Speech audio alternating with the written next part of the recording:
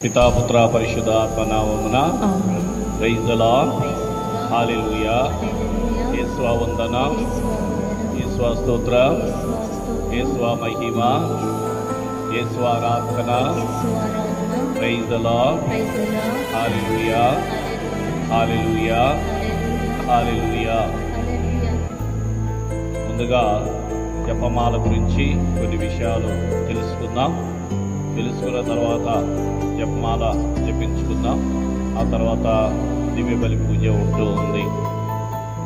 1571వ సంవత్సరంలో చరిత్ర చాలామందికి తెలియవచ్చు, కొంతమంది తెలియకపోవచ్చు. మరొకసారి స్మరించుకుందాం. 1571వ సంవత్సరంలో నేను చెప్పేది కట్టుకథ కాదు, జరిగినటువంటి విషయం ఇది. 1571వ సంవత్సరంలో లెకాంటో అనేటువంటి తీరం దగ్గర ప్రాంతంలో క్రైస్తవులకి ముస్లింలకి యుద్ధం జరిగింది. చరిత్రలో మీరు చదువుకొని ఉంటారు, క్రూసేడ్ వార్స్ అంటారు వాటిని. ఆ యుద్ధములో మొట్టమొదటిసారి క్రైస్తవులు ఆయుధాలతో కాదు, సైన్యంతో కాదు, జపమాలను చెప్పి జపమాల ద్వారా గొప్ప విజయాన్ని పొందారు. దానికి గుర్తుగా అది జరిగింది 1571 అక్టోబర్ 7వ తారీఖు.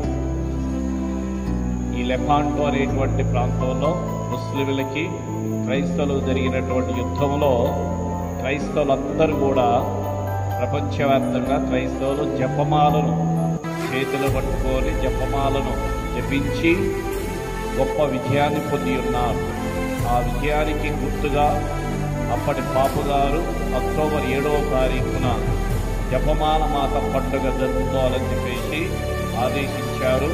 తర్వాత అక్టోబర్ నెలంతా కూడా జపమాలను జపించమని చెప్పేసి తిరుసభ మనకి బోధిస్తూ ఉంది. ఈ జపమాలను గురించినటువంటి కొన్ని విషయాలు మనం తెలుసుకున్నట్లయితే, ఈ జపమాల అనేది విశ్వాసపు ఆయుధం అన్నమాట. విశ్వాసపు ఆయుధం.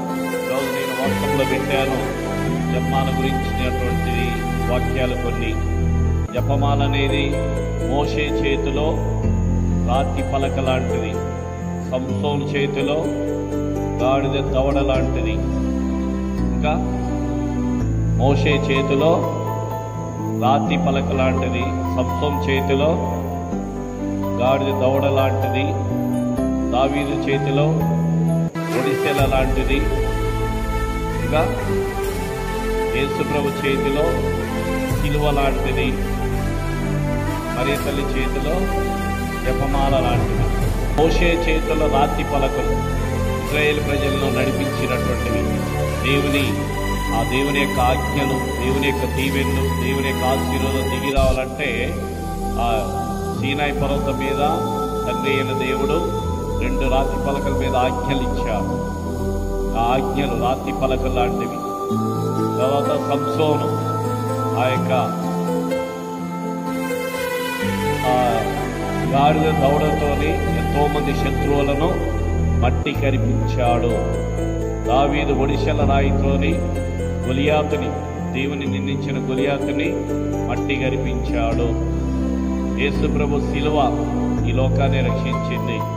మరియ తల్లి జపమాల ఇప్పుడు ఈ లోకాన్ని ఎప్పుడు కూడా రక్షిస్తూ ఉంది. అది జపమాల.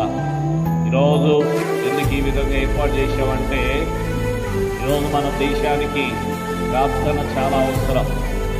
మన దేశం వెలగాలంటే, దేశ నాయకులు నీతి న్యాయాలతో పరిపాలించాలంటే మనం ప్రార్థన చేయాలి. ఈ చరిత్ర చెప్తుంది, జపమాల అని చెప్పి యుద్ధాలు గెలిచారు.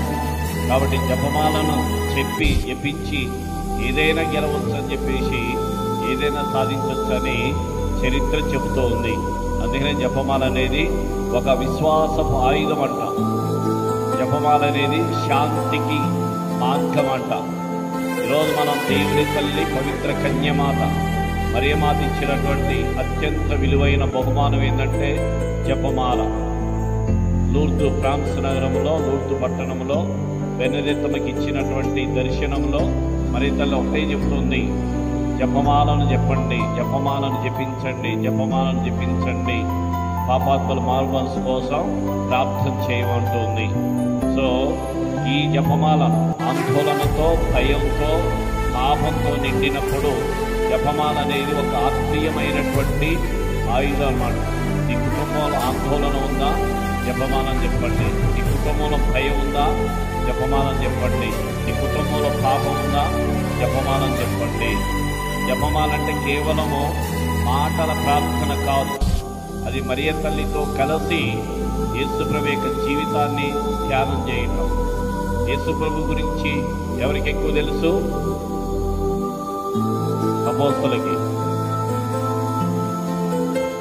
శిష్యులకి. ఎవరు చెప్తారు? యేసుప్రభు గురించి ఎవరికి ఎక్కువ తెలుసు? ఎవరు చెప్పట్లేగా? ఎట్లా? అపోస్తలైనా శిష్యులైనా కేవలం 3 సంవత్సరాలే ఆయనతో ఉన్నది. జన్మనివ్వటం కాదు, కని పెంచడం కాదు, 30 సంవత్సరాలు ఇక ప్రభువుతో గడిపింది. 30 సంవత్సరాలు ఆమె ఆధీనంలో ఉంది.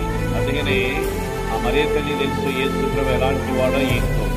కాబట్టి ఆ మరియ తల్లితో కలిసి యేసుప్రభు జీవితాన్ని ధ్యానం చేసేదే ఈ యొక్క జపమాల. అందుకనే ప్రతి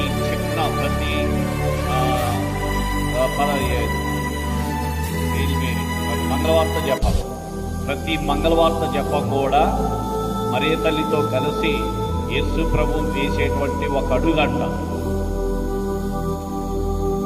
అదవుతుంది. చాలా చాలా గొప్ప గొప్ప వాక్యాలు చెప్తున్నా. మరియ తల్లితో కలిసి యేసు ప్రభు వైపు నడిచేటువంటి మార్గంలో ఒక గొప్ప అడుగంట.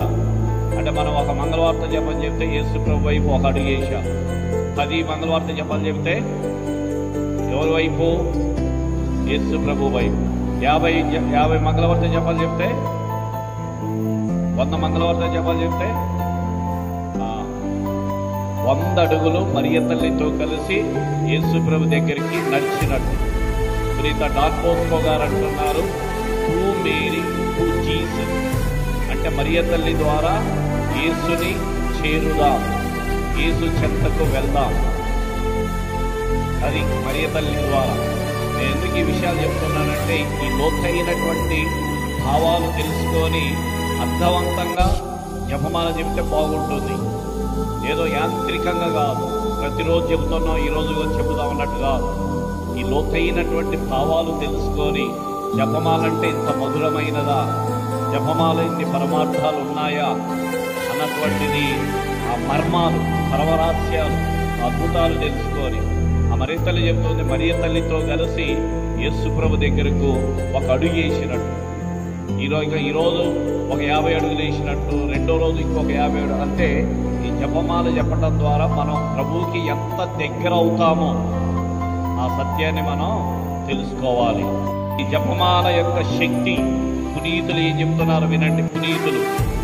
పునీత పాద్రే పియో అనేటువంటి పునీతులు చెప్తున్నారు, జపమాల అనేది ఈ కాలానికి అత్యుత్తమ ఆయుధం. అత్యుత్తమ ఆయుధం. ఈరోజు మనం చదువుకుంటున్న యుద్ధాలు జరిగేటప్పుడు చైనా దగ్గర పెద్ద ఆయుధం ఉంది, ఇజ్రాయెల్ దగ్గర ఒక ఆయుధం ఉంది, అమెరికా దగ్గర ఒక బలమైన ఆయుధం ఉంది. వాళ్ళని ఎవరు చేయించలేరని వార్తలు వింటుంటాం. కానీ మరియ తల్లి మనకు చెప్తుంది, జపమాల అనేది పునీత పాద్రే పియో అనేటువంటి ఒక గురువు గారు చెప్తున్నారు, మన ఈ కాలంలో ఒక గొప్ప ఆయుధం మనకి క్రైస్తవుల చేతులు ఏదైనా ఒక గొప్ప ఆయుధం ఉందంటే అది జపమాల. పాద్రే పియో గారు తన చేతిలో జపమాలని ఎప్పుడు కూడా విడిచిపెట్టేవాడు కాదు. అందుకే ఆయన జీవితం అద్భుతాలతో నిండి ఉంది. ఆయన చచ్చిపోయి ఇప్పుడు 50 సంవత్సరాలుగా అవుతుంది, ఇంకా ఆయన శరీరం కుళ్ళిపోలేదు. పాద్రే పియో గారి శరీరము కుళ్ళిపోలేదు. మన ఫాదర్ గారు చెప్పారు, మన తిరుసలో చాలా మంది పునీతుల శరీరాలు కుళ్ళిపోలేదు, సజీవంగా ఉన్నాయి. మీరు ఆశ్చర్యపోతారు. మీ చేతిలో సెల్ ఫోన్ ఉంది, ఇన్కరప్టబుల్ బాడీస్ ఆఫ్ సెయింట్స్ అంటే ఎంతమంది చూపిస్తారు సెల్ ఫోన్లో, గూగుల్లో. సో మన తిరుసభలో ఉన్న గొప్ప వరం ఏంటంటే చచ్చిపోయి 50, 100 సంవత్సరాలైనా కుళ్ళిపోని శరీరాలు ఉన్నాయి. అది గొప్ప వరము. ప్రీత డొమినిక్ గారు అంటున్నారు, జపమాల ద్వారా 1000 మంది పాపులను దేవుని వైపు తీసుకొని వచ్చాడంట ఆయన. ప్రీత మాన్ఫోర్ట్ గారు అంటున్నారు, జపమాల జపించినప్పుడు దేవదూతలు ఆనందిస్తారంట, దేవుడు సంతోషిస్తాడంట. ప్రీత మాన్ఫోర్ట్ గారు అంటున్నారు, జపమాల చెప్పేవాడు ఎవ్వడు కూడా దారి తప్పిపోడు, నా రక్తంతో రాసి నేను సంతకం చేస్తా అంటున్నాడు. జపమాల అనేది ఒక ఆత్మీయమైన యుద్ధము. సమాజము, కుటుంబాలు, యువత పాపమాయలు పడుతున్న ఈ కాలంలో జపమాల అనేది మనకు రక్షణ కవచము. జపమాల అనేది రాక్షసుడిపై పడే ఒక ఆత్మీయమైనటువంటి భావము. 9వ పైస్ బాబుగా చెప్తున్నారు, జపమాలను జపించే సైన్యాన్ని నాకివ్వండి, నేను ప్రపంచాన్ని గెలుస్తానంటున్నాను. జపమాలను జపించే సైన్యం నాకు ఇస్తే నేను ప్రపంచాన్ని గెలుస్తాను. జపమాల చెప్పే సైన్యంలో మనం భాగం కావాలి. జపమాల మన చేతిలో ఉంటే యేసు ప్రభు మన గుండెలో ఉంటాడంట. ఎందుకంటే మీరు అనుకుంటారు, చాలా మందికి తెలియదు, జపమాలంటే మరియ తల్లి ప్రార్థన అనుకుంటారు. కాదు, జపమాలంటే మరియ తల్లితో కలిసి చేసే ప్రార్థన. జపమాలంటే యేసు ప్రభు జీవితాన్ని ధ్యానం చేసేది. యేసు ప్రభు జ్ఞానస్థానం పొందాడు, యేసు ప్రభు శిలువను మోసుకొని పోతున్నాడు, యేసు ప్రభు గెత్సేమనే తోటలో ప్రార్థన చేస్తున్నాడు, యేసు ప్రభు శివి సంప్రదాయాలు స్థాపించాడు. ఇయే కేవలం మరియ తల్లి పరలోకానికి వెళ్ళింది, మరియ తల్లి ఆత్మశరీరంతో కేవలం 2-3 గుర్తులే మరియ తల్లికి సంబంధించినవి. మిగతా అంతా కూడా యేసు ప్రభు జీవితమే. అదేనే జపమాలంటే మరియ తల్లిని పొగడటం కాదు, మరియ తల్లితో కలిసి ప్రభువుని ప్రార్థన చేయటం. అంటే నేను ఒంటరి కాదు, నాతో నా తల్లి ప్రార్థన చేస్తుంది. నీ జపమాల పట్టిందంటే మరియ తల్లి నా పక్క నుండి నాతో కలిసి ప్రార్థన చేస్తుంది. నేను మరియ తల్లితో కలిసి ప్రార్థన చేస్తున్నా. అది ఎంత అద్భుతమైనటువంటి ప్రార్థన.